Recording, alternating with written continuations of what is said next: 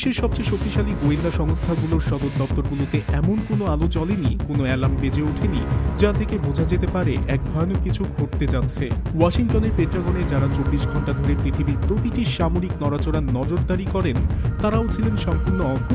তেল আবিবে মোসাদের সেই দক্ষ টিম যারা ইরানের প্রতিটি অণুপরমাণু নড়াচড়া ট্র্যাক করে রাখে, তারাও রাতের অন্ধকারে ছিল বোবা।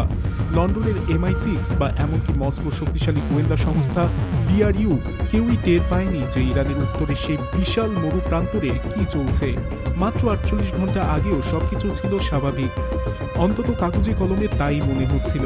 ইরানের উত্তরাঞ্চলে সেই জনশূন্য মরুভূমিতে কিছু সামরিক তৎপরতা চলছে বলে খবর ছিল ঠিকই, কিন্তু কেউ তাতে বিশেষ গুরুত্ব দেয়নি। ইরান তো নিত্যদিনের মতোই মাঝে মাঝে মরুভূমিতে কোনো না কোনো পরীক্ষা চালায়। মাসে একবার বা দুইবার তাদের এমন কর্মকাণ্ড স্বাভাবিক বলেই ধরে নেওয়া হয়েছিল, কিন্তু এরপর যা ঘটেছে তা এমন এক আঘাত যা কোনো গোয়েন্দা প্রধান স্বপ্নেও ভাবেননি।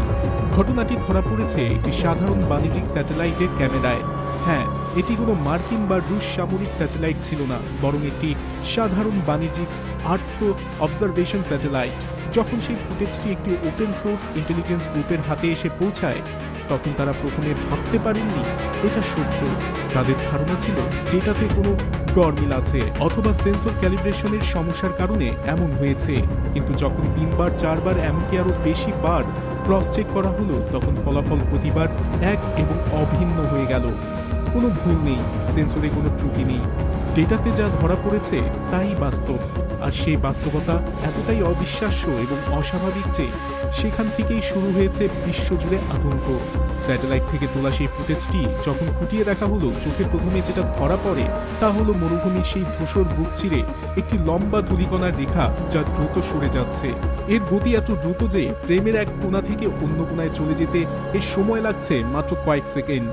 সেই ধূলিকণার মাথায় কিছু একটা রয়েছে, ঠিক কি সেটা তা পরিষ্কার বোঝা যাচ্ছিল না।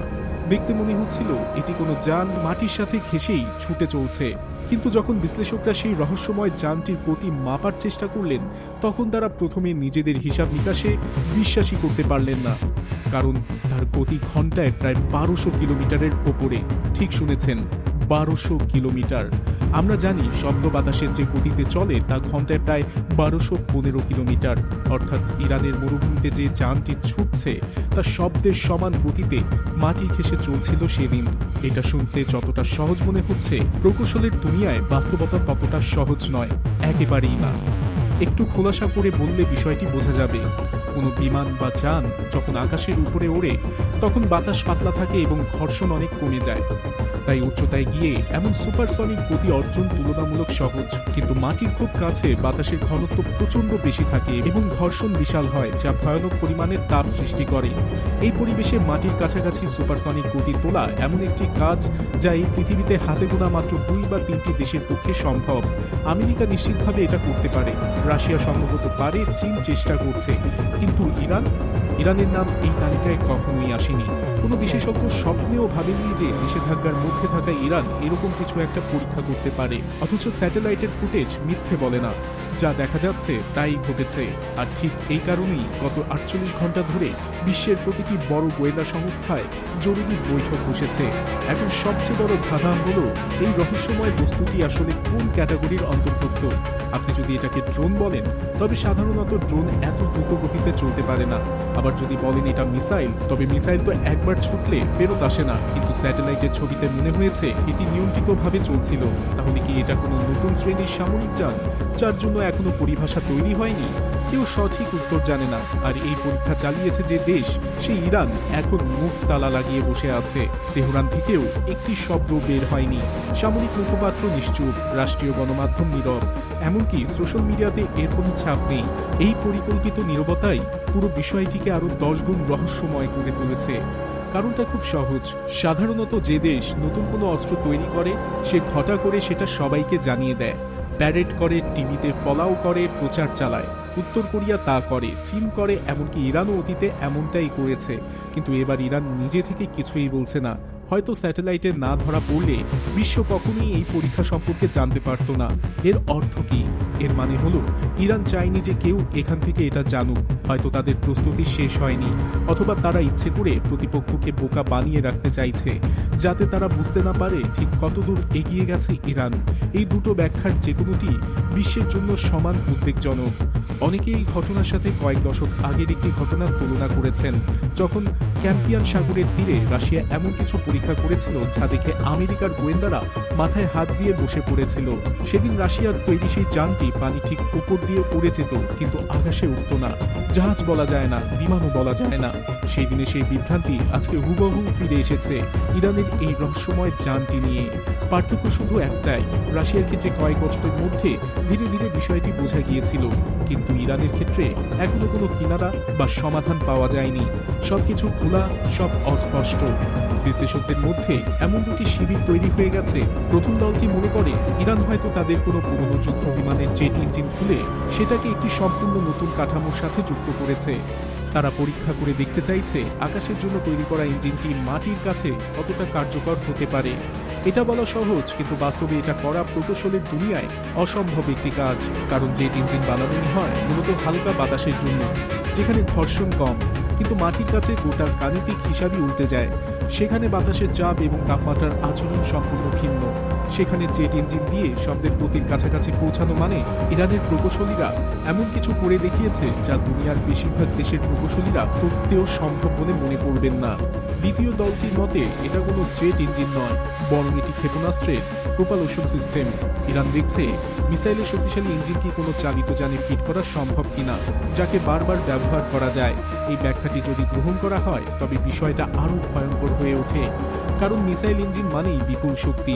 সেই শক্তিটি যদি এমন কোনো প্ল্যাটফর্মে দেওয়া যায় যা একবার ব্যবহার করে ফেলে দিতে হয় না, বরং ফিরিয়ে এনে আবার পাঠানো যায়, তাহলে তার যুদ্ধক্ষেত্রে এমন এক মরণাস্ত্র হিসেবে আসবে যার জন্য কোনো দেশের বর্তমান প্রতিরক্ষা ব্যবস্থাই প্রস্তুত নয়। এখন পুরো বিষয়টির ওপর সবচেয়ে বড় প্রশ্নটা হলো, ইরান কি একা এটা করতে সক্ষম হয়েছে, নাকি কেউ পেছন থেকে সাহায্য করেছে? বেশিরভাগ বিশেষজ্ঞের সন্দেহের তীর এখন মস্কোর দিকে। এর পেছনে যুক্তিও রয়েছে। এই ধরনের সুপারসনিক প্ল্যাটফর্ম দাঁড় করাতে যে লেভেলের মেটালার্জি বা ধাতুবিদ্যার প্রয়োজন, যে গ্রেডের তাপ প্রতিরোধী উপাদান দরকার এবং যে গভীরতার এরোডায়নামিক বা বাতাসের গতিবিদ্যা সম্পর্কে জ্ঞান দরকার, তা নিষেধাজ্ঞায় ডুবে থাকা ইরানের একার পক্ষে জোগাড় করা বাস্তবসম্মত নয়। রাশিয়ার কাছে এসব প্রযুক্তি এবং সক্ষমতা আছে। আর গত কয়েক মাস ধরে রাশিয়া থেকে ইরানে একের পর এক ভারী কার্গো বিমান যাচ্ছে বলে গোয়েন্দা মহলের জোরালো গুঞ্জন শোনা যাচ্ছে। এই বিমানগুলোর পেটে ঠিক কি ছিল তা কাগজে কলমে কেউ জানে না, কিন্তু ভেতরের গল্পটা বোঝার জন্য খুব বেশি বুদ্ধি খরচ করতে হয় না।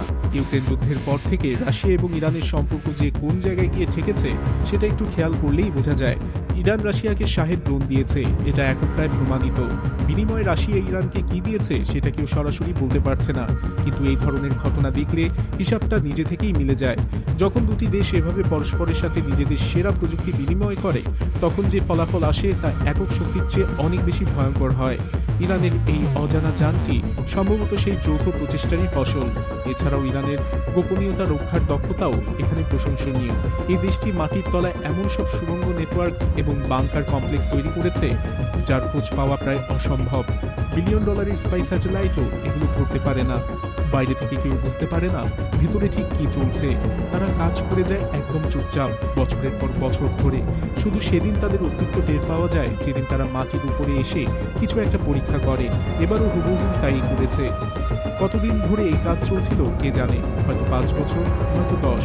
আজকে যখন তারা মরুভূমিতে বের করে সেটি পরীক্ষা করলো, তখন স্যাটেলাইটের লেন্সে ধরা পড়ে গেল এবং সাথে সাথে পুরো দুনিয়া থমকে দাঁড়ালো।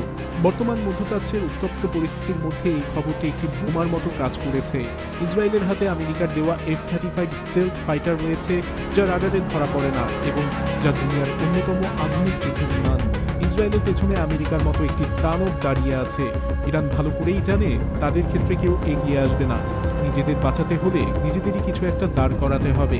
আর এই রহস্যময় যানটি হয়তো সেই মরিয়া বাঁচার চেষ্টারই ফসল। ইসরায়েলের F-35কে সরাসরি চ্যালেঞ্জ জানানোর স্বপ্ন ইরান দেখছে কিনা তা বলা এই মুহূর্তে কঠিন, তবে তারা যে কিছু একটা দাঁড় করানোর দিকে এগিয়ে যাচ্ছে সেটা আর অস্বীকার করার কোনো উপায় নেই। আরেকটি প্রশ্ন সবাইকে ভাবিয়ে তুলেছে, এই যানের ভেতরে কোনো মানুষ আছে কিনা। যদি এটি সত্যি মানববিহীন হয়ে থাকে তাহলে উদ্বেগ আরও বহুগুণ বেড়ে যায়, কারণ পাইলটবিহীন সুপারসনিক প্ল্যাটফর্ম মানে কোনো মানবিক ক্ষতির ভয় ছাড়াই যত খুশি আক্রমণাত্মক অভিযানে পাঠানো যায়। আর এত অল্প সময় এত গতিতে আসা কোনো বস্তুকে আটকানো বা ইন্টারসেপ্ট করা প্রচলিত কোনো এয়ার ডিফেন্স সিস্টেমের পক্ষে রীতিমতো দুঃস্বপ্নের মতো। পরীক্ষাস্থলের স্যাটেলাইট ছবি আরও খনন করে আরেকটি গুরুত্বপূর্ণ তথ্য উঠে এসেছে। সেখানে স্থায়ী কিছু অবকাঠামোর চিহ্ন দেখা গেছে। এর মানে হলো এটি কোনো তাৎক্ষণিক বা আকস্মিক ব্যবস্থা নয়, এটি পরিকল্পিতভাবে গড়ে তোলা একটি বিশাল টেস্ট ফ্যাসিলিটি। ইরান অনেক আগে থেকেই এই প্রকল্পে কাজ করে যাচ্ছিল, সবার অগোচরে নিঃশব্দে। সামনে আর কি ঘুরতে যাচ্ছে তা বলা এখন কারোর পক্ষেই সম্ভব নয়। গোয়েন্দারা আরও তথ্য খুঁজবে, কিন্তু একটি জিনিস আজকেই পরিষ্কার হয়ে গেছে, ইরান আর সেই পুরনো ইরান নেই যাকে সবাই চিনত। তারা এখন এমন একটি জায়গায় পৌঁছে গেছে যেখানে তাদের কেউ আশাই করেনি। আর এই অপ্রত্যাশিত বাস্তবতা এখন গোটা বিশ্বের ঘুম কেড়ে নিয়েছে। সবার চোখ এখন সেই মরুভূমির দিকে। পরবর্তী পদক্ষেপটি কি হবে তা জানার জন্য নিঃশ্বাস আটকে অপেক্ষা করছে পুরো বিশ্ব।